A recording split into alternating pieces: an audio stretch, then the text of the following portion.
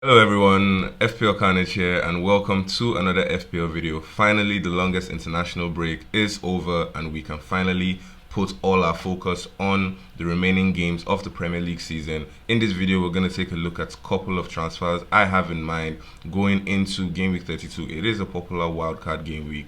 We're going to take a look at how I intend to navigate this game week without my wildcard. A couple of players I think would be good if you are thinking of activating your wildcard, and a couple of my chip strategy I am looking at going into the run-in for the season.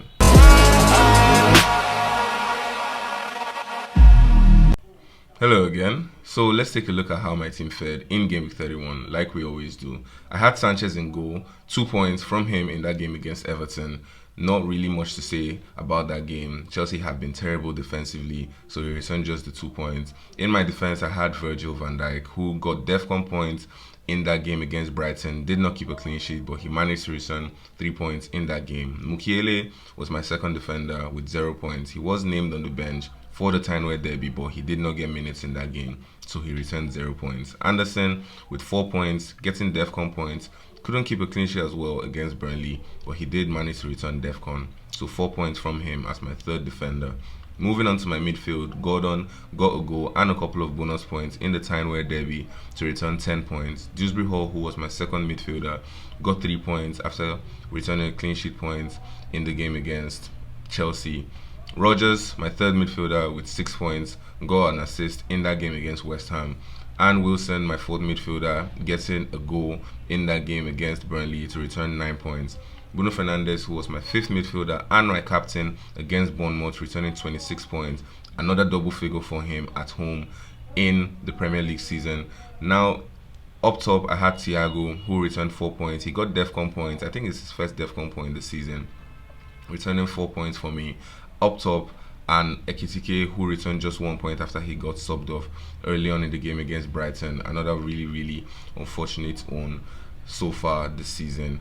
I don't think I've owned him for any of his hauls so far. But on my bench, I had the likes of Timber, Gabriel, and Haaland, who did not have a game in Game Week 31, so they didn't return anything. Dubravka was my second goalkeeper, returning just 2 points. So my team returned 68 points in Game Week 31. A really nice green arrow up into top 1 million. So for going into Game Week 32, hopefully we continue to move upwards and we see what my chip strategies will look like and how they will help me gain more rank as we progress for the final games of the season. Now in Game Week 32, I'm going with Sanchez in goal. My two goalkeeper options aren't the best. I have Dubravka at home to Brighton, Sanchez at home to Manchester City. So it's a coin toss in my opinion, right? Whichever you decide to go with, if these are the two options you have, it could you just can't know, right? I think both teams are going to concede. It just depends on who makes more save points or what the outcome of the game is. Maybe one, keeper could catch a penalty, whatever. But I think Sanchez is going to be starting for me at the moment anyways. I still could go Dubravka. I really haven't started him much anyways this season, so I could end up going Dubravka home to Brighton. But at the moment, Sanchez starts for me. In my defense, I'm going with Virgil van Dijk at home to Fulham. Now it's going to be an end-to-end game in my opinion. Liverpool may rest a couple of players as they hope to try to overturn the 2-goal deficit that they suffered against PSG in midweek for the Champions League. But Virgil van Dijk will start. I think Fulham will come at them as they know that they haven't been the best defensively. So I'm hoping Van Dijk gets a couple of DEFCON points because I don't see Liverpool keeping a clean sheet in this game. Anderson, same would be said for him. I do think Liverpool will try to come out and get something out of this game to try and secure Champions League football for next season. So I think Fulham will concede, but I'm hoping for attacking returns from him or DEFCON points as well from him. My third defender is Gabriel. At home to Bournemouth. I think this is a game Arsenal would come into with some level of confidence after getting a win in their last Champions League game against Sporting, away from home for that matter. Some of their defenders are going to be coming back from injury, so let's see how that game pans out. Gabriel hopefully gets an attacking return from some set pieces. We've seen him get into some nice positions to create assists. He got an assist in this game against Southampton in the FA Cup. So hopefully I'm looking at potential attacking returns from him with maybe the inclusion of DEFCON points from him as well in this game, because Bournemouth will not sit back in this game. I don't see them sitting back. I think they would come out to try and take the game to Arsenal, and hopefully he can get some DEFCON points from that. My midfield, I'm going with Gordon again, who has been on really, really good form for Newcastle so far. Newcastle also trying to see if they can get into European places as the season comes to an end. We're at Crystal Palace. Crystal Palace, I think, may rest a couple of their players. They have another Conference League game away at Fiorentina midweek, so they may rest a couple of players.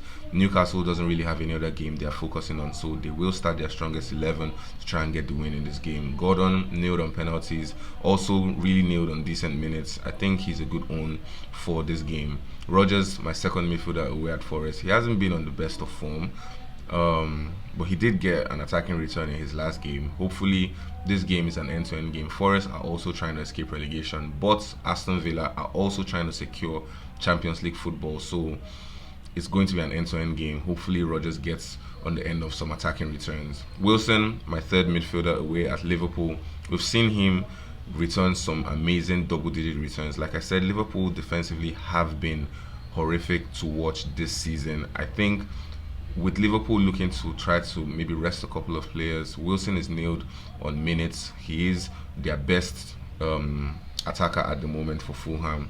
I see him getting something in this game, honestly. I think he returned in the last home game when, in the first leg when Fulham faced Liverpool. I don't see why he doesn't return in this game, right?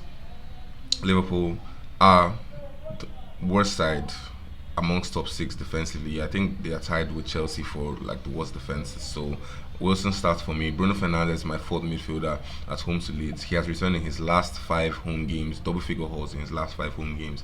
He's also going to be my captain going into game week 32. Up top, I have Thiago at home to Everton.